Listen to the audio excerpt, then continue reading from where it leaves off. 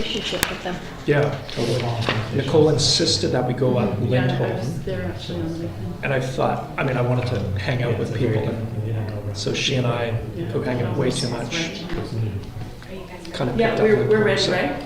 Gobble, gobble. More later.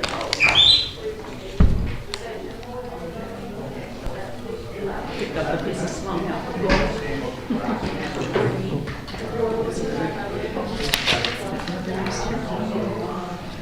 It's finally getting warm enough. I can take the fuzzy pieces off.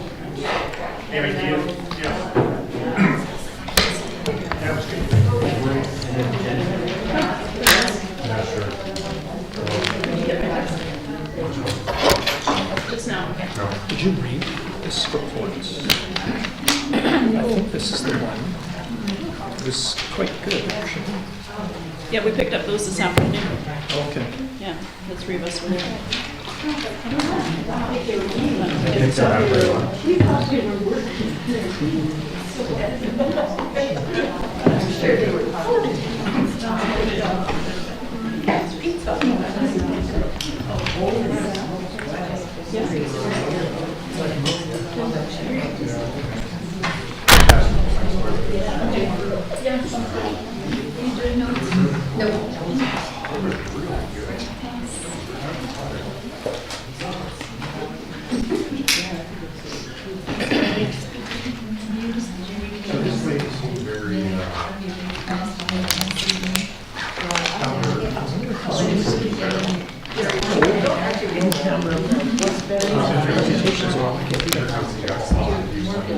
Good evening, everybody. Welcome to the Finance Committee meeting of March 6th, 2023. We acknowledge that we are on the traditional territory of the Coast Salish people, including our new neighbors, the Shenandoah First Nation and the Sauk First Nation, a beautiful place where we live, work, and grow. Please be sure to have your cell phones turned off during the meeting.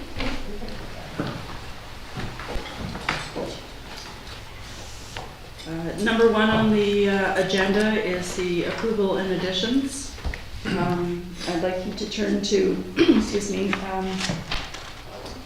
page 13. You will be removing the Firehall Steering Committee minutes and the Firehall Steering, at page 15, Steering Committee terms of reference from the feasibility study, and those will be put onto Councillor Epps' Public Works and Protective Services agenda next Monday, March the 13th. Okay. Move amended agenda? Move the Second? Second? Yes. All in favor? Carried, thank you. We don't have any presentations at this meeting, but we do have public participation.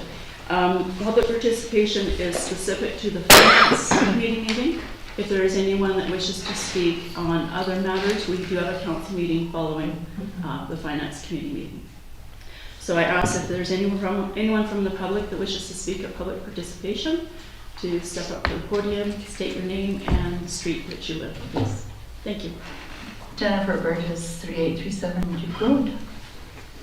I kind of like to start by saying wow, but the wow is not only for the fact that our cookie shack is now making it viral on TikTok, which is kind of a fun thing. But my wow is for the $44 million granted to the West Shore communities. And $2.438 million is coming to my chosen. Shock and awe. So that's why I say wow. So it's, I guess I just want to point that out and recognize the uses that they're suggesting that it will be for, which I think is to improve infrastructure is one of the biggies, and additional pressures experienced by faster growing communities. We can imagine who those are. They do get part of the 44 million, but thank goodness we got 2.438. Grants are coming at the end of March. Comments were, I know our local governments are working hard to keep up with growing demands of their communities. They're talking about affordable housing, that's a question, in Metchosin, childcare facilities, road improvements, and recreation centers. Now, I gather this is in addition to the marvelous grant, federal provincial grant that we got for our school last year. So it's like, wow is all I can say, and I think great thanks to our government for recognizing municipalities, and I think the general massive grant was $1 billion to communities throughout British Columbia.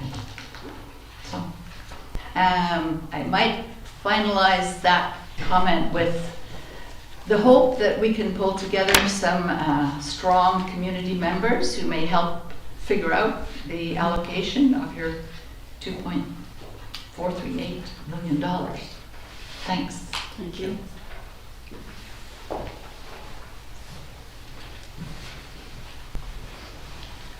Good evening, Bonnie Buber, Neil Road. First of all, I would like to thank the Finance Committee, in particular Councillor Donaldson and the CFO, for all their hard work on the task of budgeting. It is a very busy time of the year. As Jennifer just said, it has just been announced that in the news that the provincial government is giving funds to the municipalities for infrastructure costs. Metchosin will receive approximately $2.4 million. This is a windfall for us in a time of rising interest rates, higher than recent inflation rates, and world uncertainty. We need to be extra cautious. I would like to see this money spent to assist all residents of Metchosin. This opportunity requires careful consideration to realize the best bang for the buck. I'm also trying to wrap my head around our current budget figures, and there are some things that jump out at me. I use the word we because I am part of this municipality. Unfortunately, I'm unable to attend the special budget meetings, but I am trying my best to be in the know. We have just purchased a new fire truck, and I noticed there is a request for a new truck for public works. Do we really need this truck? I hope an extensive business case has been presented. I also understand that we have crack sealing machine and trained staff to run it. Why would we even think of hiring a contractor to do the work? I think a thorough cost analysis would prove that contracting out this work would be more expensive.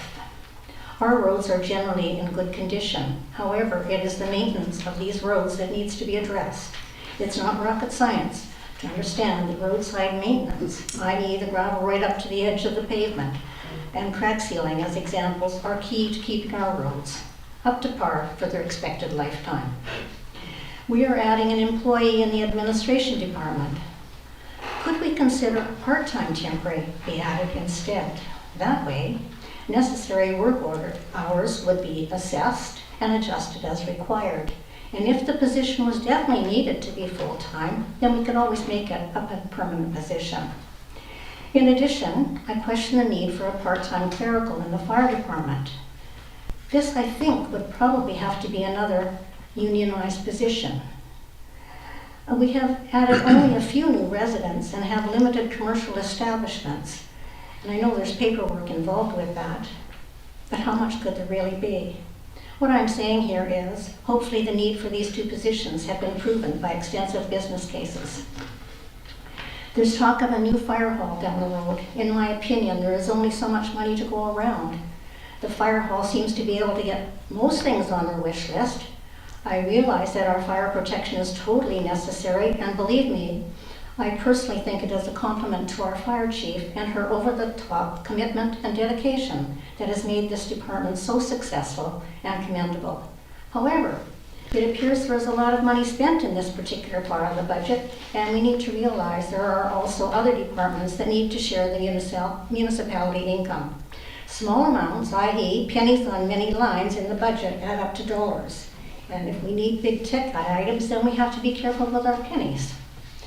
These are only a very few of my concerns, but let me say this. In closing, a double-digit tax increase is going to be difficult for many, including the many seniors on fixed incomes that reside here.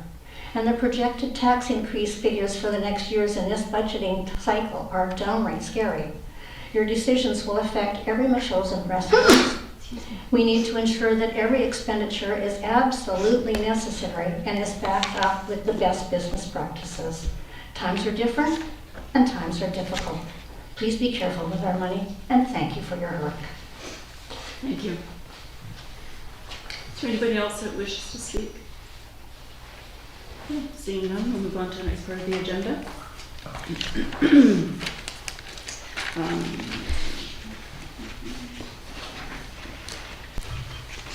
So receipt of the minute, oh, no, we're not doing that. Number 7, reports. On page 3. Is that correct? No, page 3 was the, oh, you're right, sorry. Adoption of the minutes, page 3, special finance committee meeting. Move adoption. Second? All in favor? Carried. Thank you. And page 9, finance committee meeting, February 6th. Move adoption. Second. Moved by Councillor Shukin, second by Councillor Gray. All in favor? Carried. Thank you. Now number 7, reports. Page 15. Councillor's update. I'm sorry, Councillor Yes. Dawson, did Yes. we do the, oh yeah, the Firehall steering committee's off the table, sorry. That's right. Yep, Yeah. okay. Number 7, sorry about that. No, that's okay. I'm glad you checked because some big adjustments. Okay, so my councillor's update for this evening's meeting. Budget preparations for 2023. The operating budget deliberations are near completion with public input and staff engaging in further research on contractual projections for road surface maintenance, including a priority schedule to fit better the budgetary limits. I thank the CFO for meeting with me offline, both to discuss some of these budgetary things and help me interpret some of the manners in which we do the budgets, and especially the public for their input through this process. It's valuable to our committee to hear what you have to say, either at the podium at public participation and the emails that we've been getting as well. Those are all very valuable for us. Helps us in making better decisions here at the table. The budget deliberations will continue. The next meeting will be on the 21st, and it'll be the capital budget at 4:30, I believe it's a Tuesday, 4 or 4:30, but watch the website. Local Government Leadership Academy. 4 of us attended this conference several weeks ago. There were great presentations and breakout sessions, workshops and such. Some of the highlights for myself was the code of conduct based on respectful communication, professionalism, roles and responsibilities of the functioning council. We will be updating our code of conduct in the future, and so there was some great information there as to what we could do with it. BC Assessment Authority had a session speaking about real estate trends, an overview of the website and the assessment processes, including how to do an appeal. Municipal Finance Authority provided information on the services that they have available. Local government financial management was also helpful with us doing our budget deliberations, cautioning us on doing things line by line like we did. We did that because of the new council that we have, and there were several questions we needed to have some clarification on. However, we didn't do every line because we'd still be there. So thank you for the patience on that. Other things were, there was a local government mentoring panel. I found this incredibly valuable, as did some of my colleagues from other municipalities. Inspiring speakers sharing their experiences when they first came into office, those that were returning, those that had a rough road from the people that they serve. So it was interesting to see and hear how they navigated those different experiences. So that was valuable, because now we're in the seat, not sitting in the gallery like many of you are. It is a very different experience. From the West Shore Parks and Recreation, we did get it seems that every month we have a presentation from their staff, and which is fantastic. They're an incredible group of people, very positive, and a very high functioning team.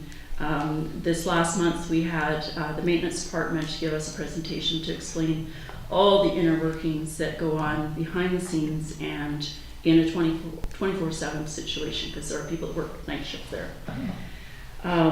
I do encourage the public to go and have a look at the skateboard park as it's being built. My husband and I went down there about a week and a half ago to have a look at it. There's a great big tent over one of the skate bowls right now, and it's not just because of the snow and the ice, but because of the handwork they're doing on cement. It's quite an operation. They have 3 different companies that they're working with. And every week you see something new that's happening, so that's quite exciting. The Greater Victoria Public Library Board, Oak Bay branch is closed. It's been closed since January. It won't open again until the end of April because they have discovered some asbestos, so they're in the process of removing that. In the meantime, they have actually established a pop-up library in the Monterey Recreation Center. It's about 600 square feet that they have. It's a very busy happening place, lots of pickups and holds, small collection for browsing, and their shuttle service from James Bay is very busy moving things back and forth for the residents of Oak Bay. They also, at their recent board meeting, their staff gave a presentation. They created a playbook, and it's called Community Inspired Library Service, Patron-Centered Customer Service Booklet. It's fantastic, and I'm hoping that I can get a copy of it, only because I was online for this meeting, so I didn't have access to it. I don't have an online version. The material in it would be very valuable for our code of conduct and our strategic planning. The agriculture portfolio that I have, there was an opportunity to attend an online meeting called the Regenerative Agricultural. Can't think that there was anything else. It was a Teams meeting that we had, and resident Alison Leduc had got us connected with this group. It was the Ministry's Advisory Group on Regenerative Agriculture and Agri-Tech were present, and they spoke on the work that they're doing. They're working with a committee which is composed of 10 MLAs with members from all 3 parties. They have a 1-year mandate, and they'll report back to the ministry at the end of February of next year, February 29th, actually. The people that from this municipality that attended this meeting was Farmer Virginie Lavalley Picard, Alison Leduc, and myself. The Minister's Advisory Group on Regenerative Agriculture and Agri-Tech was formed in 2022. Their mandate ends in May of this year. It has various components. They have Indigenous-led Agricultural Network and the BC Agricultural Council are expected to develop a list of deliverables by the end of May. The ministry has a strong mandate to support young farmers, which is something that our local farmers are keen to do as well with young agrarians. They're also, they have a regenerative farming incubator program offered at Sandown Farm, which squarely falls into the ministry's mandate to support local food production. And they have an environmental farm plan program, which has been going since 2004, and they offer an on-farm consultation to help farmers complete an environmental risk assessment. So lots of interesting things that are happening, and I look forward to meeting with them again. And I thank Alison for getting us connected with these people. It was a great exchange of ideas. And last but not least, the coldest night of the year fundraiser. We all attended on a very cold evening, and it was supposed to snow, and it didn't until we got home, which was great. So the council, this council has raised over $2,700 to date there's still funds coming in. I had another email today from a donor. And in total, it was over $28,000 raised for the soup shelter and for their programs. So I thank Team Machosen, which was council, the fire chief, some residents. There was a number of residents. Stacey Ross was there. Tamara Ballard had walked with us. So yeah, it was good. It was really good. I was really pleased that we got out there and we finished it. We took the shortest route. Although I did sign myself up for 5, but I was the only one, so I thought, well, better stay with the team. And we got out of there before it got too dark. So that was great. Councillor Donaldson. Yes. Thanks again for organizing this, and yeah, a very strong showing in terms of the fundraising everyone was able to do, so thanks. Yeah, it was good fun. I don't know that I organized it, I think. Did I? You were the I don't know. You were the person who got me involved. So. Oh, yeah. okay. Yeah. I know Councillor Little has been there in previous, or Mayor Little has been there in previous years. So that's kind of where I got it from her last year's experience. Okay. So moving on to, yes, certainly, Councillor Gray. I just wondered if we heard from Bonnie Buber there at the beginning of the meeting, and I saw an article in the Goldstream Gazette on the weekend, March 1st edition, and it's talking about our budget. And it says that the first draft of our 5-year plan forecast an increase of 11.7%. It goes on to say that the figure is relatively tame compared to the following 4 years, which are set to all be double-digit increases, peaking at 21.3% tax hike in 2026. The year 2027 also calls for a 20.6% increase. I wonder if you might clarify for people what the report was about and what they found. Which report? These numbers. I cannot comment on those because I was not referenced for this. I have not spoken to any reporters. Yeah, I happened to see that last Wednesday, or actually Thursday as well. And I think what happens is reporters will look at the documents. They need to create copy. They need to fill up. So they will base their story purely on copy and may not even have a chance or the interest in contacting the actual politicians behind it. So, yeah. I'm assuming what's happened, although I didn't check it, is that these are cumulative increases. So we have a possibility of 11% this year, which we're still working on. Right. And then I believe what's happened here is that the reporter, granted, didn't speak with you, but seems to have copied out the increase each year, adding them up and suggesting that there'd be a 20.7% increase or 20.6% increase in 2027. Much smaller numbers we're dealing with at that stage of the game. And that is why we have a CFO on staff and we have deliberations ongoing. Okay, so moving on to correspondence, page 19. We have a letter from the chair of the Agricultural Advisory Select Committee, Robin Tunnicliffe,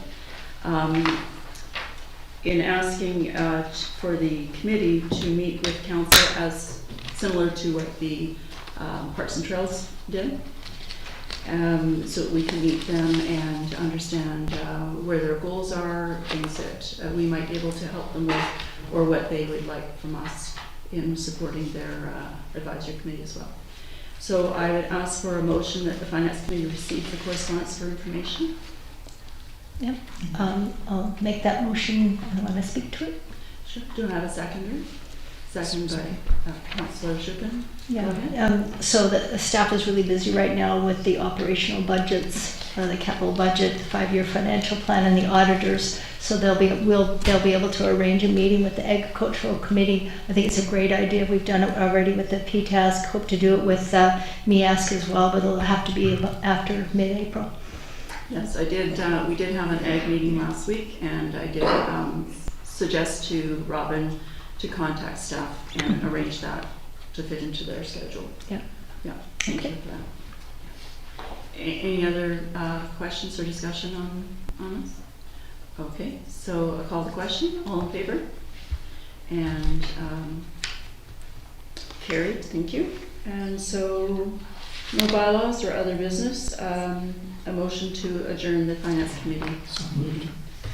Moved by Councillor Gray and seconded by Mayor Little. All in favor? Carried, thank you.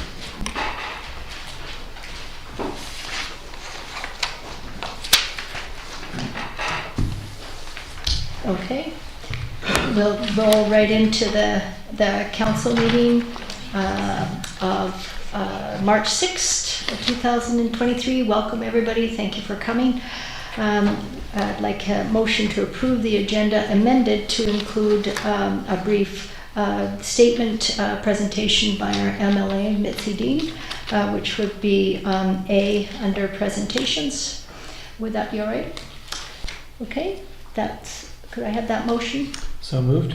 Moved by Councillor Gray, seconded by Councillor Donaldson. All in favor? Opposed? Carried. Great. Okay.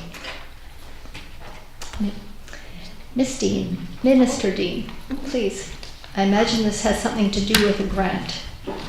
Yes, thank you very much. Thank you for accommodating me. I'm just on my way home from the Ledge, and I know our resident Jennifer spoke to this earlier on, but I was really pleased and excited to be able to call you, Mayor, and advise you of the Growing Community Grant, which for Machosen is around about $2.4 million. And you know, as a province, we really want to work in partnership with municipalities. We've been hearing from municipalities either they were growing really quickly, which, as you know, our provincial government supports. We've got a housing crisis. And of course that leads to infrastructure needs.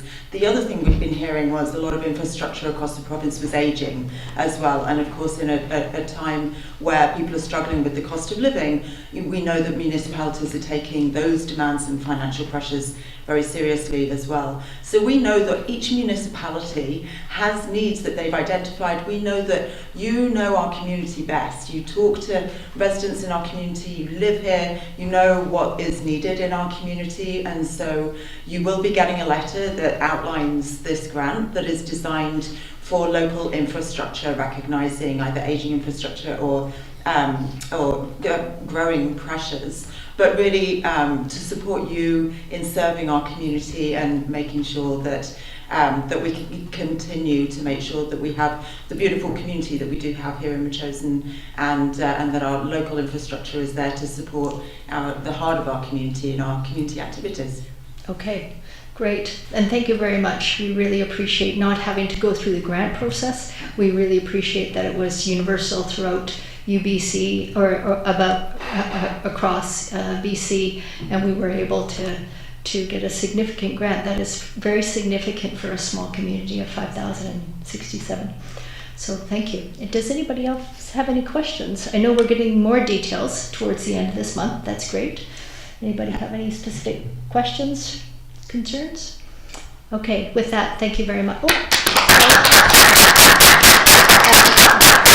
Councillor Epp would like to ask a question. Go I ahead. was just wondering how, you mentioned a few things that we can use the grant for, but how specific is it going to be? It isn't specific because the province really acknowledges and recognises that you as Mayor and Council know the community really well. So you'll get something in writing that will probably give a list of some examples. And I know across my constituency there are lots of different things like protective services building, bridges going over roads, active transportation. So there's a range of different types of community infrastructure that it can be used for. And some of your neighbours want to do some work on sewage, for example. So I think you've already been in the capital budgeting process. You already know what some of your priorities are. And you'll get a letter with a lot more detail, just with some examples of the kinds of things that we think that you'd probably be interested in spending on. Okay, thank you. Thank you very much. Thank you for having me. Yeah, thank you very much. Good evening. Okay, so we have another presentation. Thank you, Minister Dean. We have another presentation by Emily de Rosenroll, and you're the Executive Director of the South Island Prosperity Partnership. So welcome, and you've got a PowerPoint presentation for us. I do, yes. Yeah, thank you so much. It's a pleasure to be here. exciting to go on the heels of such a positive announcement. And I believe I have 10 minutes. I just want to double check. Is that right? Yeah. Okay, fantastic.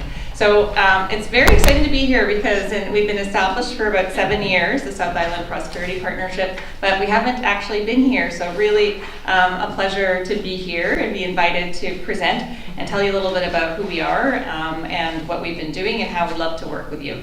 So I'm Emily DeRosenroll, and I'm the Executive Director of the South Island Prosperity Partnership.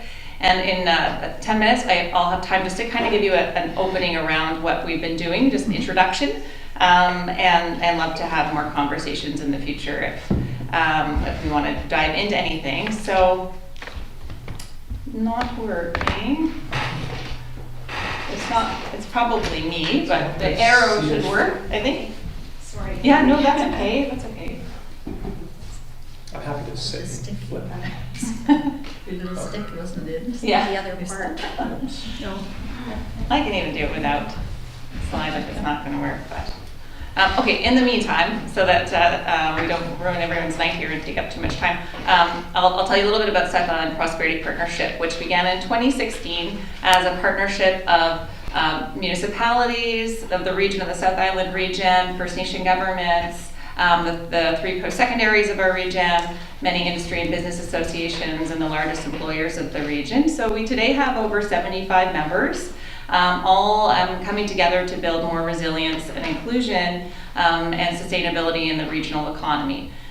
We do that through, oh, it's going to work. Okay, great. So I don't know how that magic worked, but before I do get going, I would of course like to acknowledge that we're very grateful to be doing our work in the South Island on the traditional lands of the Lekwungen people, the Saanich nations, including Sayib, Sartlip, Sakim, Pakwachin, as well as Malahat and the Chianu and South nations. And as I mentioned, we're a public-private partnership dedicated to long-term economic development to be able to grow social prosperity for current and also future generations. I won't go through this, but our constitutional purpose was actually established after many dozens of hours put in by councillors across the region of the South Island.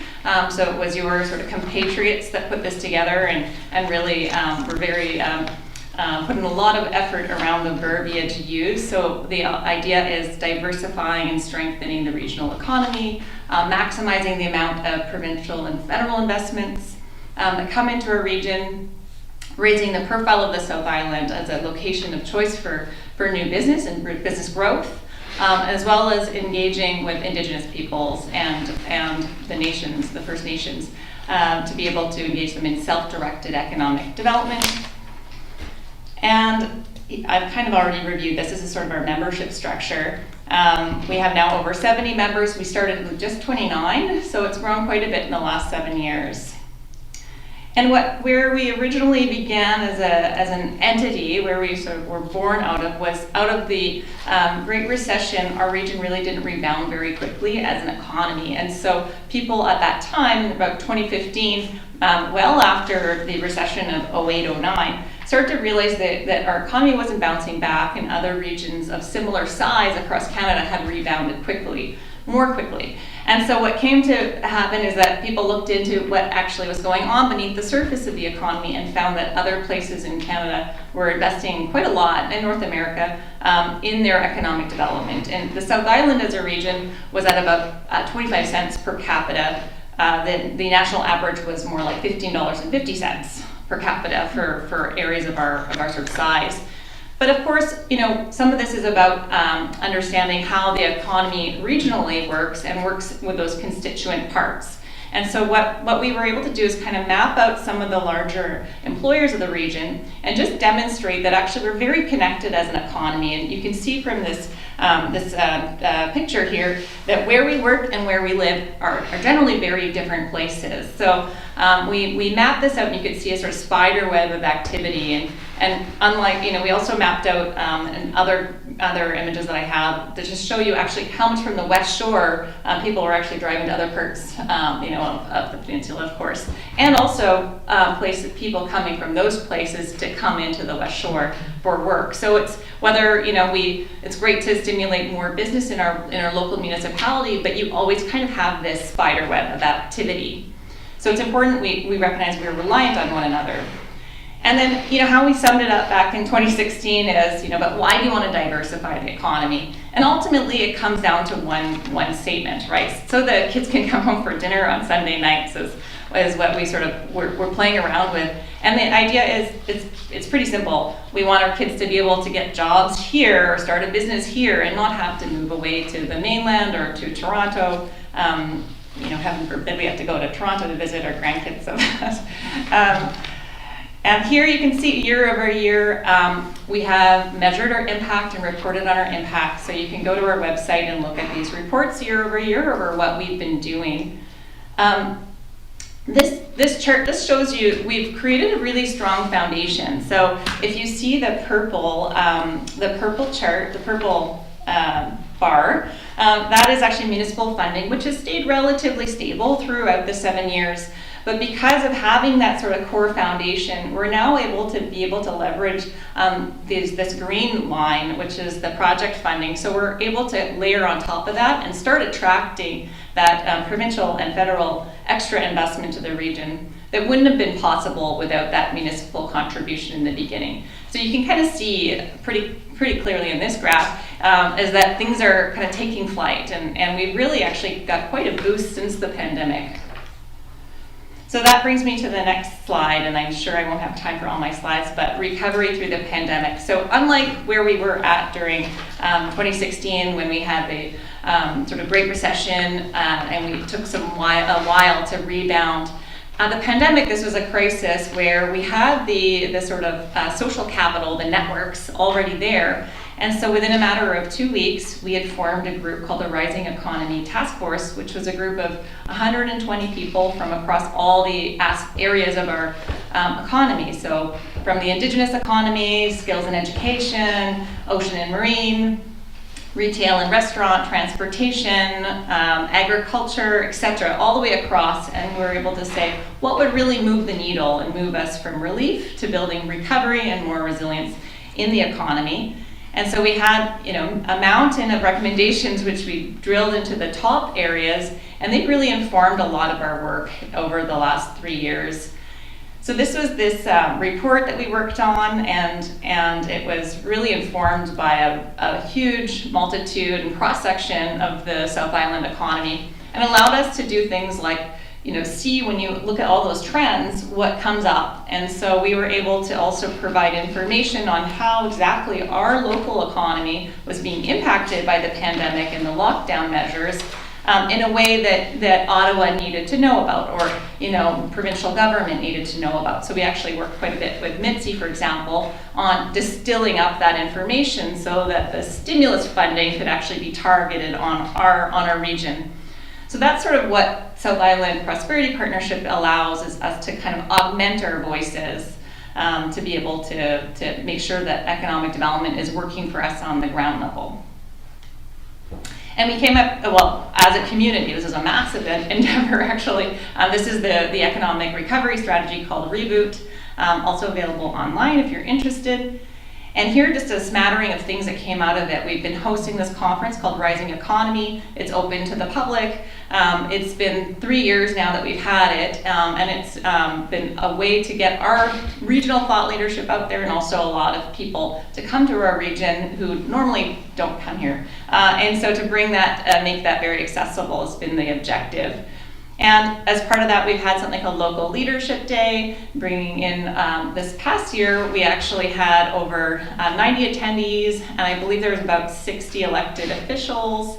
And we have an ongoing engagement with our municipal partners, a monthly meeting to be able to look at what's going on in everybody's municipality as well, and share best practice.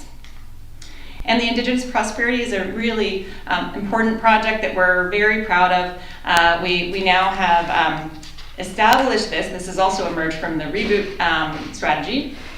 It's a nonprofit supporting Indigenous-led economic development, and really about supporting Indigenous-led vision of where they want to take their economy, how we can spread those benefits out more broadly. So it's looking at things like training and upskilling, lots of different projects.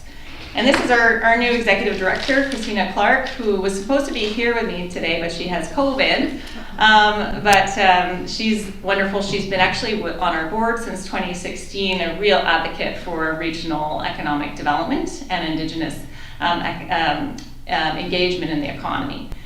And then the other flagship project is COAST, the Center of Ocean Applied Sustainable Technologies. Bit of a mouthful. What we found, we learned from the economic reboot strategy is that I was not aware, but 75% of ocean technology companies live or reside on Vancouver Island. So we have this mountain of assets and companies that are really dedicated to this clean technology that's looking at how do we get into the ocean and make things like shipping more sustainable. How do we decarbonize shipping? How do we monitor territory in the case of Indigenous communities? And the vision here is really about Coast becoming Pacific Canada's hub for the sustainable blue economy. I do not have time to go through this, so I'm going to highlight. We have an executive director. He's moving from Australia here. He'll start in April. We've got lots of programming already being delivered. It's a very exciting time actually for our whole region. And we just want to thank you for the opportunity to introduce ourselves and to be here. Metchosin is a critical part of our region. And the West Shore is a voice that is really a critical part in so many ways to the regional economy. So we'd like to thank you for the time and the opportunity and hope to be able to have more opportunities to engage. Okay, great. Does anybody on the committee have any questions? Go ahead, Councillor Shukin. Thanks, Emily. Thanks, Emily. One thing, just to clarify, you said something about 75% of people who are involved in ocean-related technology are here. 75% of what? 75% of all the ocean technology companies in British Columbia reside on Vancouver Island, with quite a majority in the South Island area. Yeah. Okay, yeah. And then we have institutions too, like Ocean Networks Canada, which is a very large research and development group. We have the Navy, the Coast Guard, so a whole bunch of these kind of assets that cause a lot of business development around there. Okay, yeah. Thank you. Yeah. Go ahead. I'm just wondering what you see as anything specific to Metchosin that this partnership might contribute to. Yeah, it's a really good question. So partly what I would do is I would invite the dialogue. So first I think it's about understanding what the priorities are and then how we can help those. So as an example, I know agriculture is very important here. What we can do is often add the ability to attract additional resources or tell a story. We do a lot of thought leadership work, do a lot of work where we're inviting, for example, on housing and affordability, we're doing some work in that area. We've also were able to access the funding that put together a study on an abattoir feasibility study around looking at the huge gap actually to be able to for farmers to actually be able to process. Thank you for the right word. Process their meat. And so that is actually now that report's now completed. We worked with the Ministry of Agriculture on that, and now I believe Mill Bay Farm is acting upon that work, and the consultants have continued on to support that farm on that work. So those are the kinds of things where we're a convener, and we can also help develop a business case, convene, identify resources, but we want to work hand in hand. We don't come in and sort of have all the solutions by any stretch. It's really about accelerating groups of willing people. Go ahead. Just one more, and what does this cost? Oh, it's a very good question. I don't have those figures here, but I can send them to you. It would be somebody on my team that would have that information. Fortunately, I had my colleague who had COVID, and then I couldn't get anybody else at the last minute to come with me. I know they worked out those numbers. It's a mixture of per capita with a gas tax. So for the population size, it would be rather modest. So the other interesting thing is that those numbers, no matter what they are, unlike the CRD, it's one municipality, one member, one vote. So that's always been something very attractive to the smaller municipalities, is that there's complete equality of voice. But in terms of the actual price dollars, I won't, it's not outrageous though. I'm sorry, I can't be more specific. Okay. Yeah. Yeah. Thank you for that. Yeah. Anybody else have any questions? Okay. Go ahead. Hi, thank you. Yeah. I noticed in your constitutional purpose that the last item is creating local economic resilience by prioritizing climate mitigation and adaptation opportunities. But I also noticed that you didn't mention once, except for with reference to the COAST program. Yeah. Anything about the using the environmental lens or the climate mitigation lens in your work and in a time of climate crisis? Yeah. I'm concerned about conventional approaches to business that do not look at things through the climate crisis lens, and as a result, don't contribute to Yeah. and so on. Could you comment on that, please? Probably not very quickly, but I'll give you some highlights because it's a huge topic and it's super important. So we do it through a number of different ways. One, the blue economy, as it's known, is actually all about sustainability. So it's about pursuing kind of oceans are on the frontier of in a lot of ways of the climate crisis because they're absorbing most of the carbon, all kinds of sort of natural disasters and the higher frequency of climate issues. A lot of that's ocean related. A lot of it's about too much water, not enough water, drought or tsunami, etc. So there's a whole lot of stuff that's all going on in the ocean space, including from sustainable fisheries to using kelp as a carbon sink, carbon sequestration to be able to reduce our problems. So there's a lot there. I could kind of go on for too long probably about how we're trying to help these technologies that are going to, and these companies really, and be able to implement them to be able to address the challenges. We've got projects, for example, in renewable energy around tidal. Tidal like to do offshore wind at some point. So lots of things that are, and wave energy is another one, to help communities. There's one project where we'd like to help First Nation communities come off diesel and replace it with a local kind of renewable energy source. So I'd say we're actually doing a lot. Also on the Indigenous side, that typically is already embedded in their worldview. So the ocean economy is really a way of thinking about monitoring and stewarding the territory. So there's quite a lot of interest in doing anything related to that, whether it's monitoring for species health or it could be around clean shipping or around the species item. There's lots of opportunities. So those are some of the ways, and then my last statement is just that we're very different than most economic development organizations in that we don't believe in unbridled growth.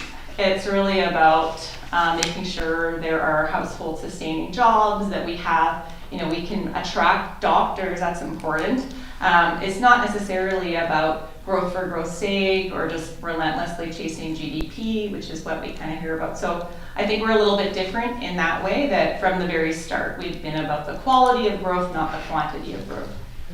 Okay, well that's helpful, thank you, Yeah. and encouraging. However, I know that you have talked eloquently and convincingly about the one sector, the ocean-related sector. Yeah. But land-based economic activities can be either enacted through the climate change lens or not, and I don't know to what extent you We're are probably not engaging in that. We do more like workforce work, more sort of strategic projects. We used to work quite a bit in smart cities work, which was about helping with multimodal integration, so moving from bike to car to different modes, and so that really was about environmental as well as business opportunities. So I'd say small. We're talking about an organization that normally is just 7 people, and now we're adding these project people. So we do what we can, but typically it's around kind of strategic areas of interest where there's a coalition of interested parties to further something. We don't really do anything in isolation. We work a lot with the post-secondaries too, so training and workforce development is really important to us. Okay, thank you. Yeah, Okay. pleasure. Thank you. You've done Yeah. a lot since 2016. Amazing. We Thank you keep very busy, much yeah. for your Thanks presentation. time. Thank you very much. Thanks everybody for listening. Okay. Okay, so we're going to carry on with public participation. Does anybody have any comments for public participation? Thank you very much. Stephen Sawyer, 1498 Neil Road. While I'm speaking, my voice may crack a little bit. That's as a result of some prescription medication I'm taking, so if it does crack, I apologize in advance. Everything posted on social media can be discovered, even by those who are not intended to see it. Specifically, I'm talking about previous budget comments that I sent in an email to Mayor and Council. And being dismissed by one of you as coming from an employee of LA Limousines. Rather than take umbrage at that, I thought I'd like to take a little bit of time and briefly introduce myself so you get to know one more resident of Metchosin. I spent 41 years in the Canadian Army as an infantry officer. Quand j'ai pris ma retraite, j'étais lieutenant-colonel. Je parle les deux langues officielles du Canada et un peu d'allemand. Ich spreche English, Französisch und ein bisschen Deutsch. And given time, I can also speak a few phrases of Arabic. I've lived in 3 countries on 3 different continents. I've also served in 8 other countries. I've called 6 provinces home, and I've been in all of the others, including north of the Arctic Circle. I joined during the Cold War and spent the first 12 years of my service studying and preparing to fight armies of the Warsaw Pact along with our NATO allies. I've been in infantry battalions of the regular force in ranks from second lieutenant to major, and transferred to the reserve force where I was eventually promoted to lieutenant colonel. I've commanded soldiers for most of my life, and at the apex of my time in uniform, exercised authority over almost 500 of them. I'm far from being a stupid man, and I'm certainly not a marionette of my current employer. I've got a significant amount of experience in a wide variety of public service, from being in combat units to headquarters at the unit level, to the national level in Ottawa, and to the international level while serving in Egypt. Don't judge me based on my current employer. I sit on 4 boards, a foundation, an endowment fund, a trust, and a nonprofit society, and I'm on the executive of 2 of them. Please don't dismiss me as easily as one of you already has. Included in my extensive experience as an employee of the federal government, I've had input into the spending of public money. I've been a budget manager of budgets that exceed that of the District of Metchosin.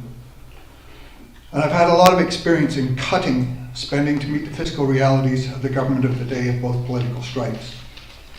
Watching the video of your budget meeting of 6 February, it's clear to me from that meeting that you have no intention of reducing the municipal budget to meet the fiscal realities of many Metchosin residents, and frankly, I'm appalled by the lack of leadership in this regard. Given about 12 hours of work, I can redo your budget for you and keep the tax increases to 2% of last year. I'm willing to do that work for free, but really that's your job and the district of staff. Let's not consider the dollar amount increase to me and my neighbors. Let us consider percentages. 11.7% increase is unacceptable.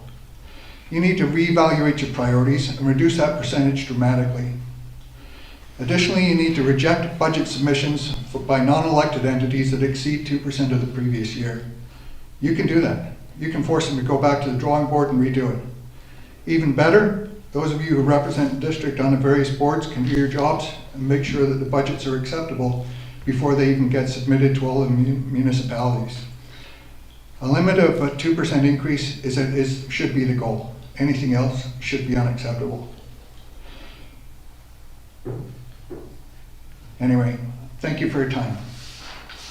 Thank you. Does anybody else wish to speak?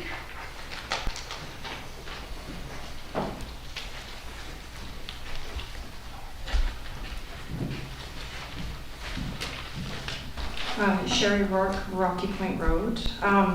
This probably would have been better at the Finance Committee, but I'll state it now.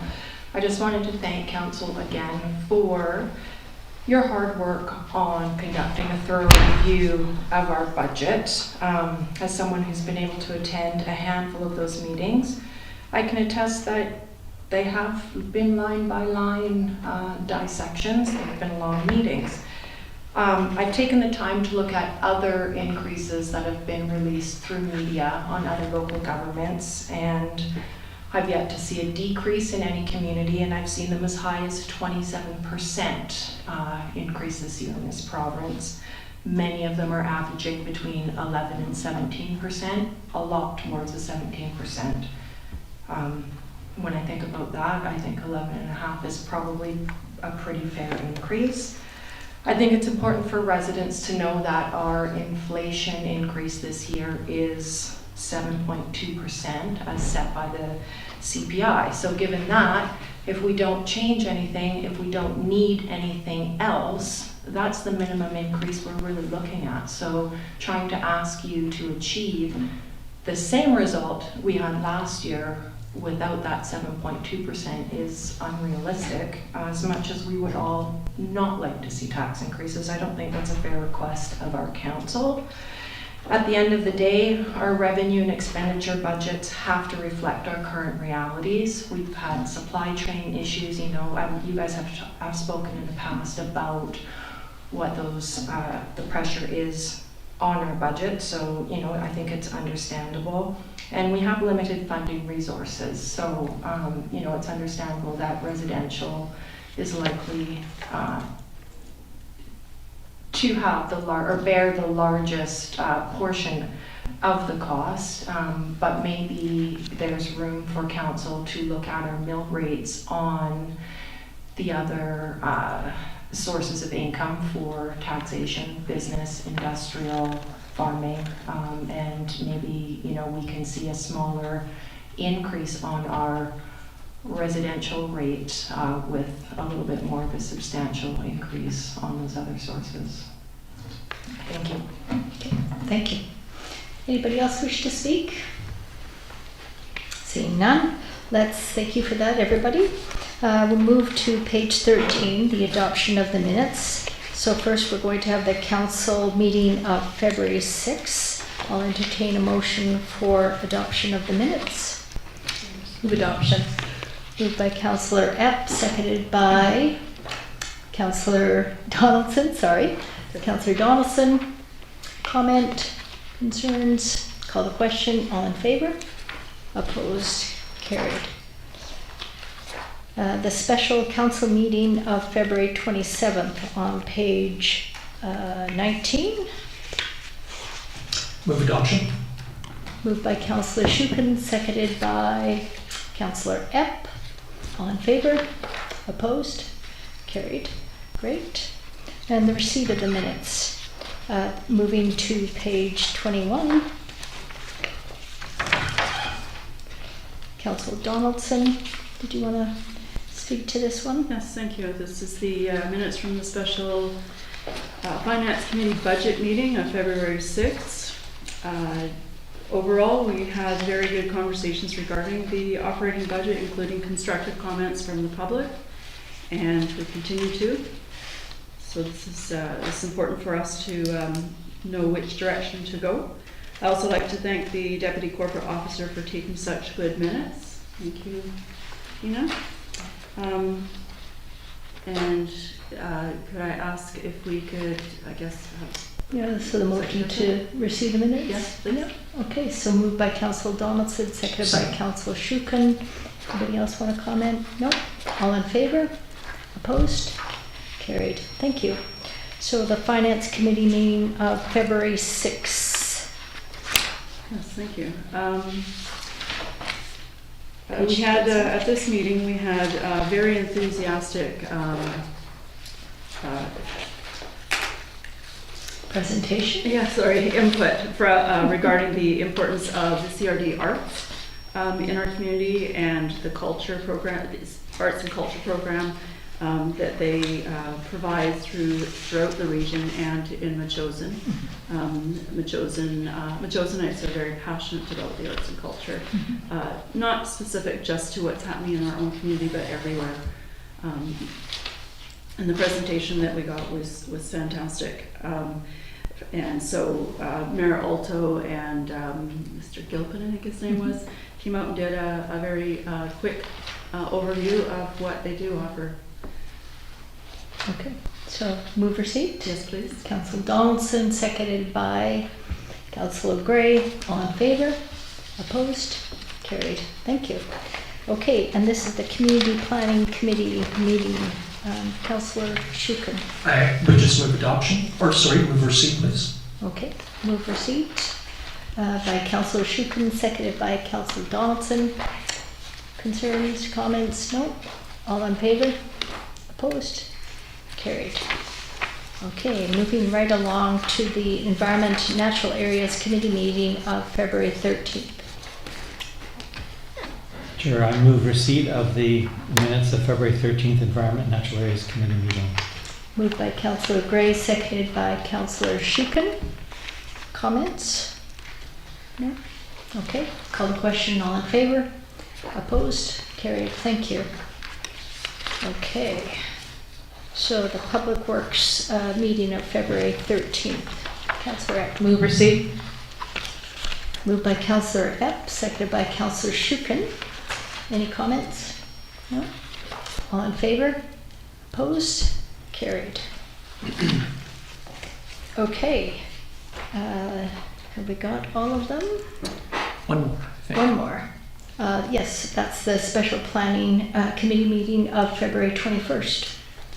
Thanks, and this was the joint meeting with Council and the Parks and Trails Advisory Select Committee, and lots of good discussion. I have reviewed the minutes, and I've asked the chair, Mark Atherton, if he had any comments on the minutes, and he had none. He thought it was they were reflective of the discussion, so I would move receipt. Okay, moved by Councillor Shukin, second by Councillor Epp. Comment? It was a great meeting. It was a really good meeting. I hope we can have that with the other advisory select committees. Okay, call the question. All in favor? Opposed? Carried. Okay. So, moving to the Rising Report. We have a Rising Report that Ryan Carter has been appointed to the Parks and Trails Select Advisory Committee Coordinator position. It's a volunteer position. So I'd like to thank Mr. Carter for putting his name forward and to congratulate him. He'll have a really good time with the Parks and Trails Committee and with Councillor Shukin as well, being the council liaison. Okay, so Mayor's Report. So I had lots prepared on the Growing Communities Funds. Minister Dean spoke to that very eloquently. We're very grateful. I think it's a great bonus for Metchosin to have this windfall of over $2.4 million for infrastructure and aging capital projects. I think this is really wonderful. So we'll get more direction from the province within the next few weeks, and then we can discuss what our priorities will be for that money. My Mayor's Report is on page 47. The BC Rural Healthcare Alliance. This is a team of mayors across BC that are talking about rural issues, rural healthcare issues. Their mission is to educate and advocate on behalf of rural citizens. The group is currently comparing roles, their notes, developing terms of reference, and they're seeking to be solution-oriented. They don't want to point any fingers. And the group is led by the Grand Forks Mayor, Everett Baker. Our first meeting was February 5th. It was really good to talk about rural issues with other rural mayors.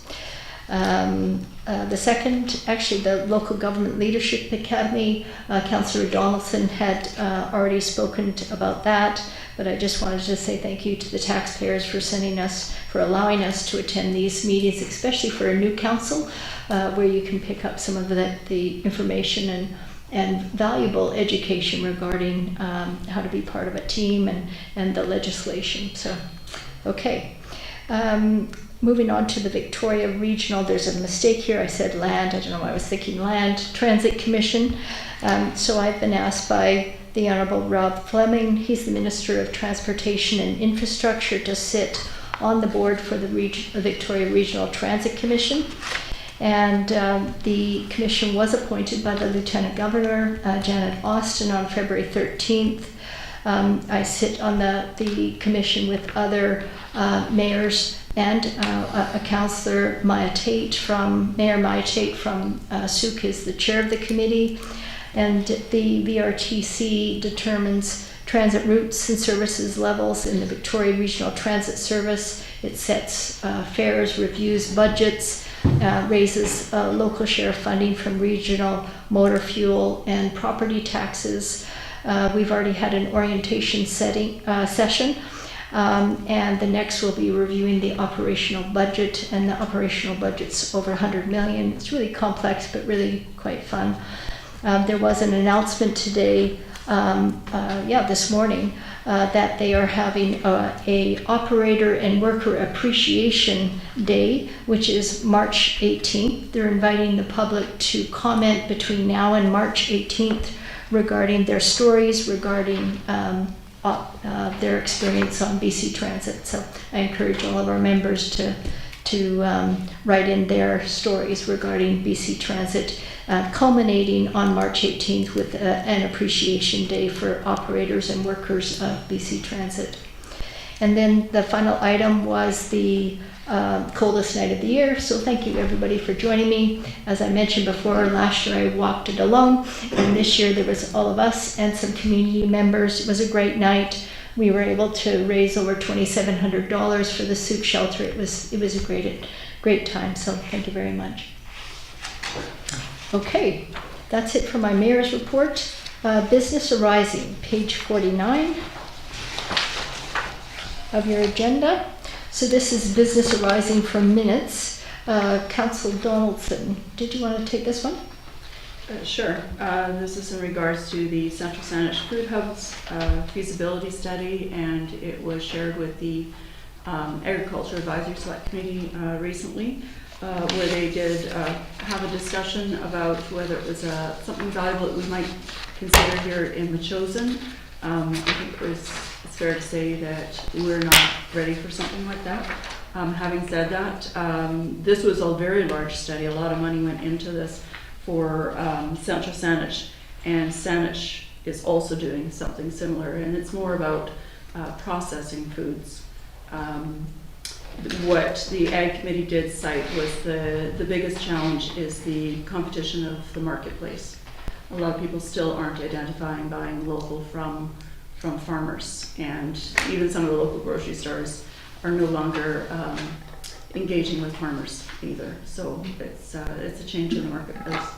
So we will, as an Ag Committee, again, as everyone knows, we're looking at some point putting together an agricultural plan, and there was some valuable information in the document. So it's hopeful that we'll be able to implement some of that, but certainly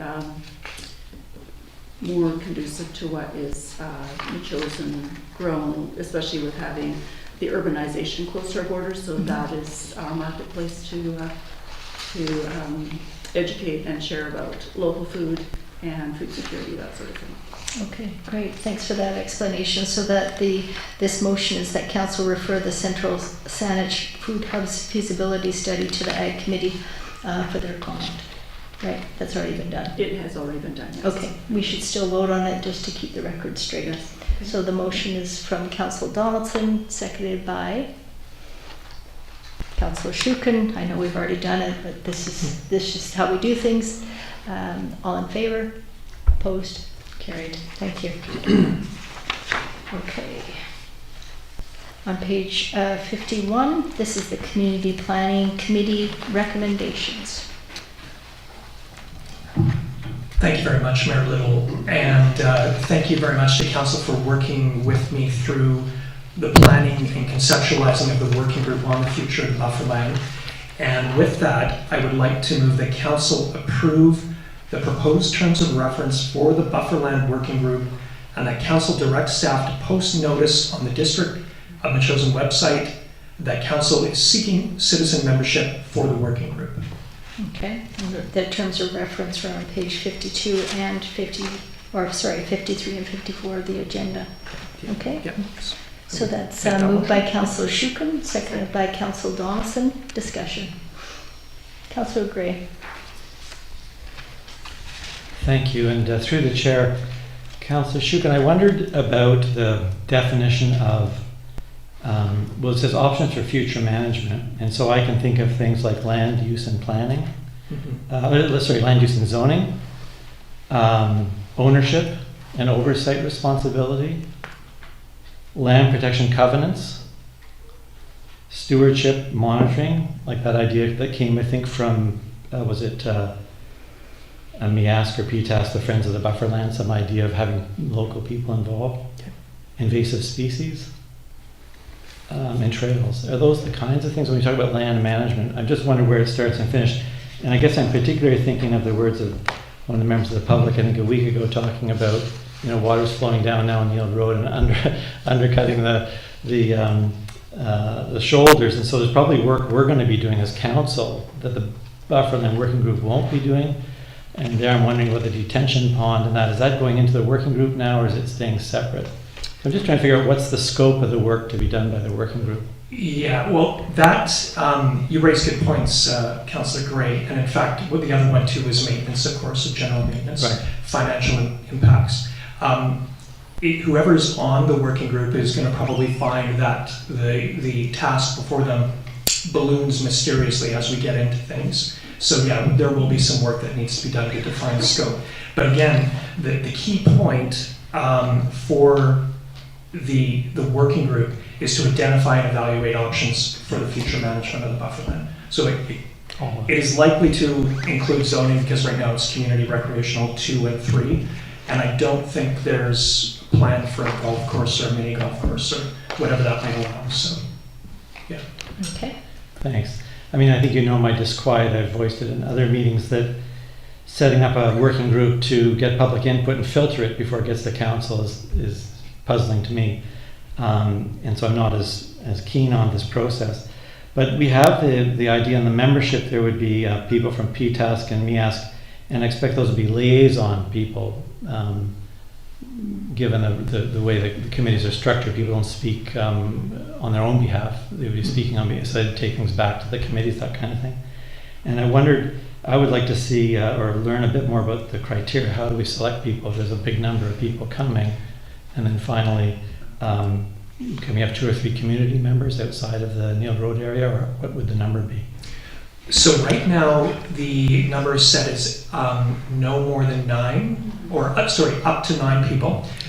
And the number begins to drop pretty quick as to how many people will be on, because Councillor Donaldson and myself are on the committee.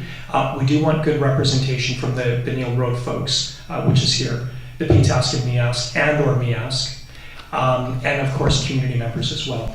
So, it'd be great to have a lot of interest in serving on the working group. I know some people in this room probably are interested in it.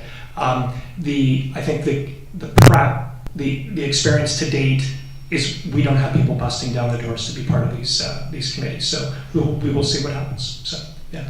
One point of note is, as you know, it is council who selects the working group members. So. Councillor Epp? Well, along a similar line, the last time when I kind of questioned the need for having this working group, considering all the input that we had previously over the last 2 or 3 years about this, and someone, I can't remember who it was, mentioned that the input that we had gotten was mainly from the residents close by and not from the general, not from the rest of the community. However, on your membership list, it only lists as in 1 community member. So that still is limiting it just to the people probably that we've already heard of quite extensively. I need to correct you, Councillor Epp. It says community members. Oh, I didn't see the little thing. Yeah. Yes. You gotta watch the little brackets. Community members. Doesn't make any sense, but we will see. But the one thing to keep in mind again is the promise is for 2 information meetings. To collect public input. As I understand it, there will also be, once we start the meetings, there should be an opportunity for public input as well. So there will be multiple avenues for public input.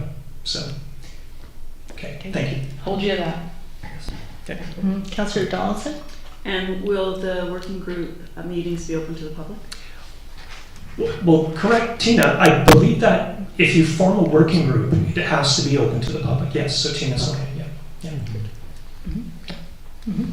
Councillor Gray. Yeah, I think to that point, my understanding is that the working group will follow exactly the template for advisory select committees. The confidentiality and the conflict of interest rules and all the rest that applies, because we don't have the authority to set up anything other than select advisory committees.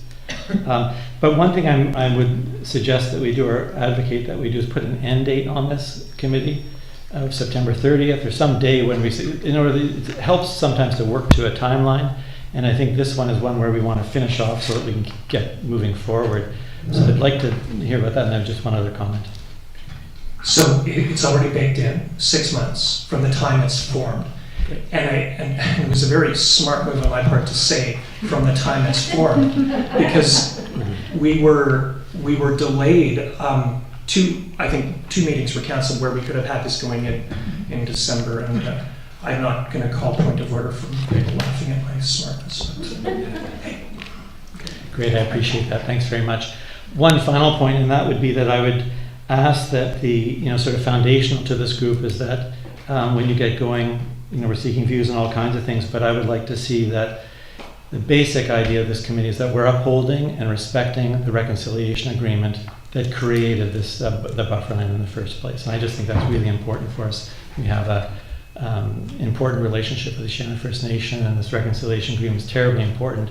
And I realize people are worried about things like the detention pond or how many people will be accessed in there. But I think as a council, we're fundamentally abiding by that agreement. The working group would work on that idea.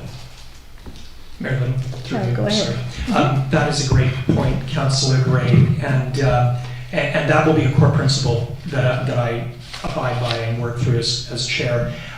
One thing I will point out is I think that the formation of the group in some ways affirms the reconciliation agreement, because we're simply looking at the future of this parcel that has come to us through the land swap. So thanks, it's a great point. Thank you, Karen. Okay, so to go back to your motion on page 51.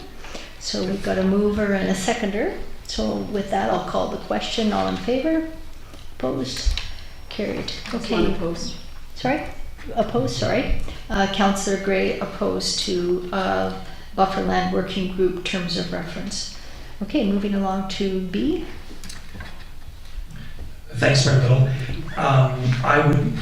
The next motion is in relation to the Early Fort V8 Club, who we heard from a few weeks ago, and I would move that council approve in principle the Fort and Friends Car Show and Shine in Metchosin, subject to addressing issues raised around parking, traffic control, washrooms, and site cleanup. Okay, moved by Councillor Shukin, seconded by Councillor Epp. Comments? No, seeing none, call the question. All in favor? Opposed? Carried. Great, thank you.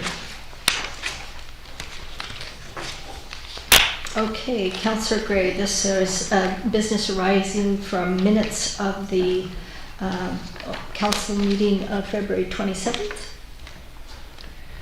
Yes, I move that council ask the Metchosin Environmental Advisory Select Committee to meet with the Western Canada Marine Response Corporation to discuss shoreline sensitivities and protection. I'll speak to a seconder. And this was not the whole of the MEAS committee, but members of the committee, but not quorum. Is that correct? Yes. Okay. So that's moved by Councillor Gray, seconded by Councillor Epp. Would you like to speak to that? Yes. Environment and Natural Areas Committee, and there was some concern about the level of who's meeting who and what made sense. So since we met in a committee, I've spoken with Michael Lowry, who's the person that we're speaking to at the Western Canada Marine Response Corporation, and he's very supportive of this idea that we meet at a technical level.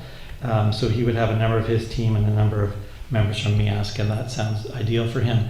He suggested then that if MEASC membership meet and talk and figure things out after the meeting and advise council that there should be a follow-up meeting with council, he'd be prepared to engage in that as well. Okay, super. Anybody else? No? Sorry. Will Councillor this be Donaldson. open to the public, Councillor Gray?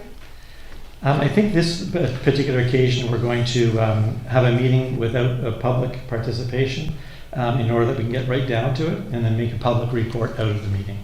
Okay, if that's so. Okay, well, that, yeah. Sorry. Okay. Councillor Donaldson, or Shukin, sorry. Yeah, sorry, I have to get clarity on this because I had voted to support this, but I thought it was a meeting with WCMRC and MEAS, not a subgroup, and it would be open to the public. So actually, I think it would be fine if the public attend. The issue for us is that we would like to have a discussion of the people, not so much a formal meeting as if the full committee meets. And I believe that was the reason why we talked to the members rather than. If I could get some clarification from our Deputy Corporate Officer. I believe that they were going to ensure that there wasn't quorum, so it wasn't going to be a meeting of a committee. It was just similar to PTAS doing their, Their work on the trails, for yeah, instance? exactly. It's just, Okay. it's the same thing. I mean, if the members of the public wanted to come and observe, but the idea of this was to just strictly meet with the technical members of the committee, and then they would report out. Okay. You understand that?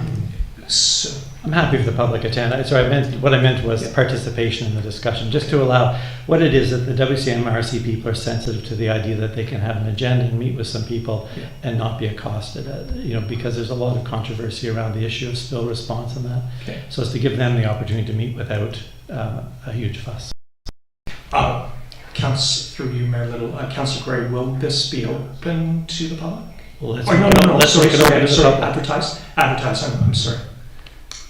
Will it be Question noted is, on will like it be the, advertised? Yeah. It won't be advertised because it's not a meeting. Okay. The point of this discussion is to hear what the WMRC have to say, to figure out, we had the people in our previous interactions, which I have not been involved in, the idea was that the WCMRC wants to choose fewer sites to protect on our coastline than what MEASC has previously recommended to Council and Council has discussed. And so WCMRC went away, and we'd like to have them come back and tell us, well, what have you done? And if they say, gee, we were going to protect the whole coast, then I guess we're in good shape. The issue is to sort of figure out which are the highlights that they have, that they're going to focus on. They're picking sort of very specific locations that they say are more sensitive than others. It's that kind of a discussion. Our position, MEAS's position at the moment, is protect the whole coastline. So there's not a huge amount there, but I guess there'll be some discussion of the actual nature of the particular sites that are being discussed.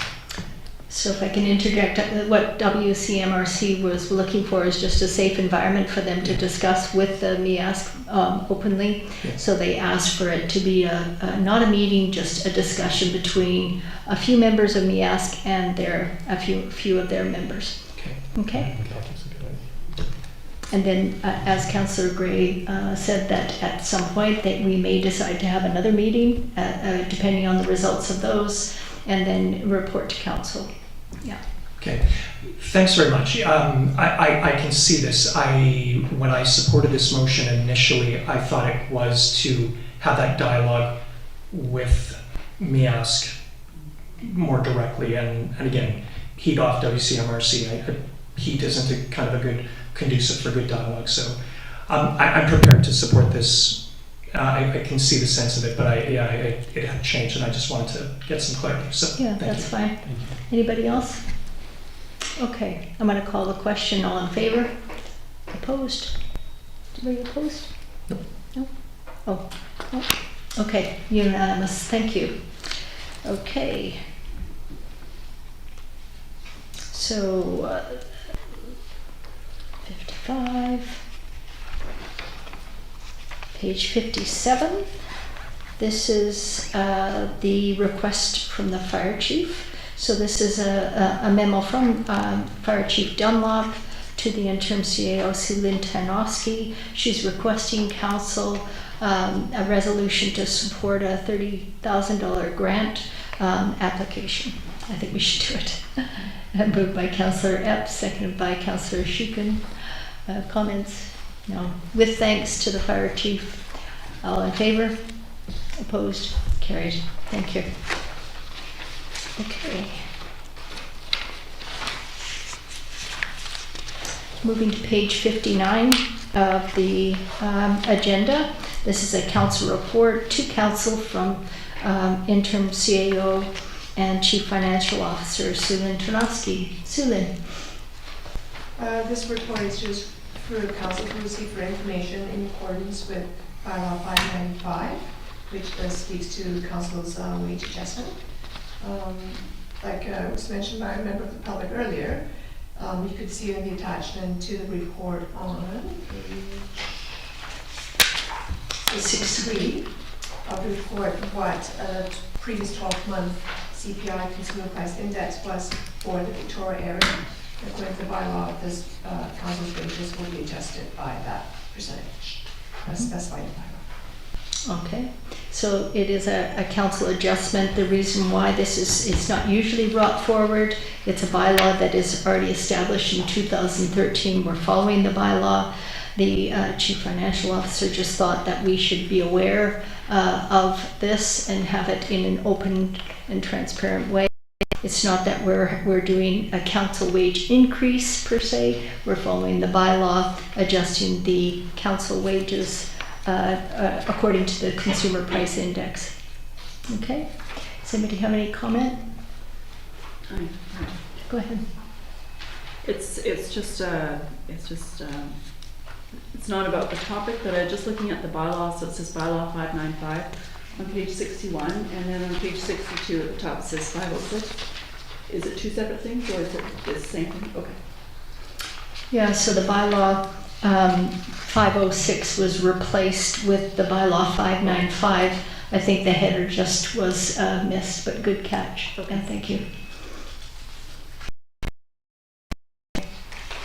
I just want to say that I'm thankful for the remuneration we receive, and also to recognize that a third of it is allowance for expenses, and so that means that we don't need to send small bills or whatever to the district. We handle them ourselves, and that's some comfort to know that it's all included. It's a nice way of working. And saying that if you have expenses, you can submit them at conferences, that kind of thing. You can submit them for approval. Okay, so I'll take a motion to receive this report. So moved. Moved by Councillor Shukin, seconded by Councillor Epp. All in favor? Opposed? Carried.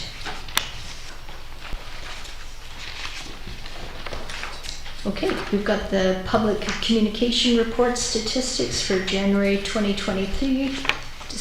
January 2023. Do we have any comments, questions? If not, I'll entertain a motion to receive. So moved. Moved by Councillor Epp, seconded by Councillor Donaldson. Comments? No? Call the question. All in favor? Opposed? Carried.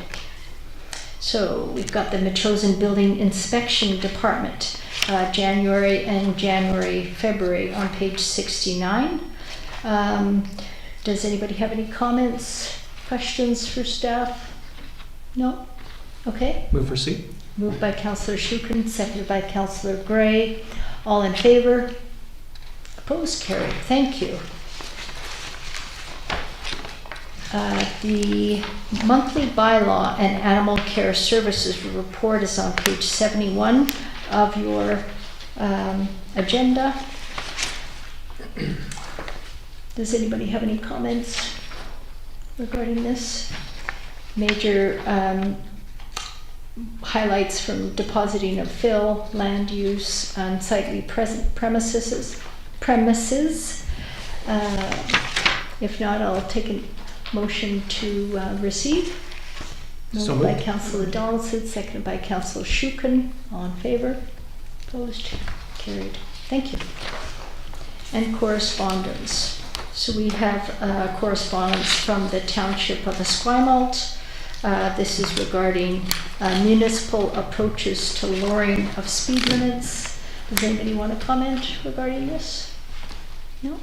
Okay. I couldn't understand the letter particularly. What is it telling us? It's telling us that there's some impetus in some municipalities, such as Metchosin, to lower speed limits. We've already done it in Metchosin in the core area, and it's just a mechanism of approaching the province on lowering the speed limits, as well as the implications cost-wise. So they are, it's really lobbying the provincial government. That's what this letter is all about, as I read it, to consider, what did they say, empowering municipalities to establish default speed limits on streets within the respective jurisdictions through changes through the Motor Vehicle Act.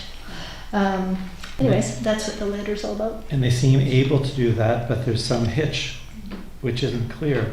Is it that they can do it by pilot, but not some other way, and want the pilots in place, or? I think you can do it by pilot, but you can't do it permanently, as I understand it, but I don't know. Anyways, she would like to request the province's move on this. It must be a very important issue in Esquimalt. Thank you. Okay.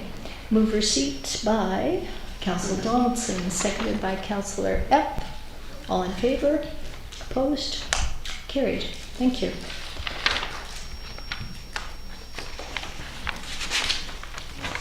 Bylaws, other business, and question period.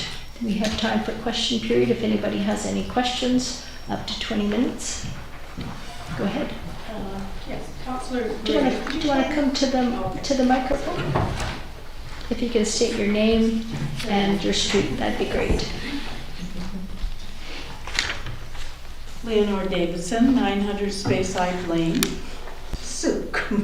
That's what it says. Anyways, Councillor Gray, could you tell me, I'm sort of, got behind a little bit. So how many people are actually on the MEASC committee now? 1 second. I don't think it's Yes, just 1 that's second fine. here, we'll count them out. Well, there's Rick Perron, Bill Cave, Andy McKinnon, myself, representing council, Aaron Vandewater, Marilee Hoyne, Quite a few. and Anna Hall. 7. So 1, 2, 3, 4, 5, Six, 6, seven. 7. And so the subcommittee that's going to talk to the Western Canada Marine response, how many are on it? We haven't canvassed the members. I would expect 3 or 4. Okay. Okay. May I ask who they are?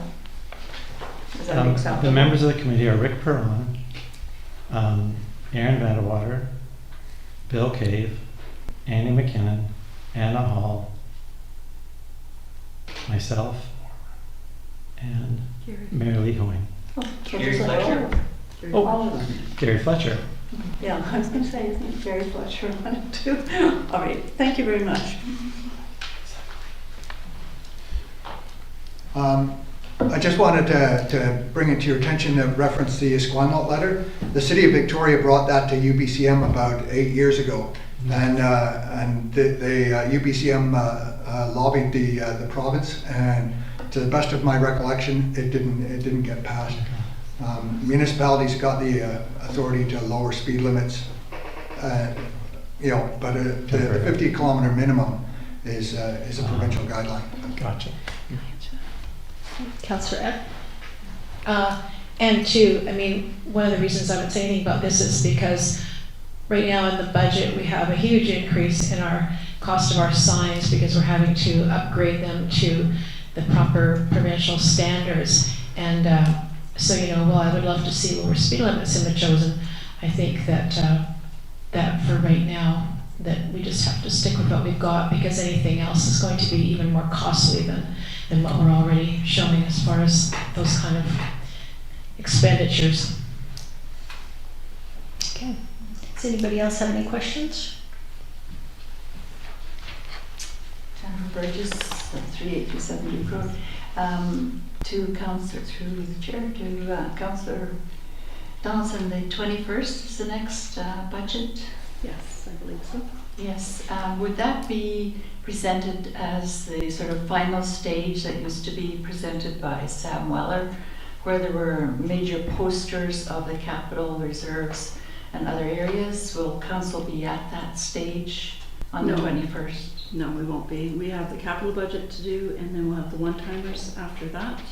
And then sometime in April, we're hoping to have an open house for the public with charts and that sort of thing. Oh, good. Yes. Thank you. Just looking for that information. Thank you. If I could. I just want to correct the record. There's 8 members of MEASC. And you're gonna take them all to the subcommittee, is that correct? No. Just to clarify on that, so there's 8 members on the committee. There'll be less than quorum on this subcommittee of members yet to be identified. Okay. Okay, seeing no other questions, I'll accept a motion to adjourn. So moved. Moved by Councillor Shukin, seconded by Councillor Donaldson. All in favor? Opposed? Carried. Thank you very much, everybody, and thank you for attending.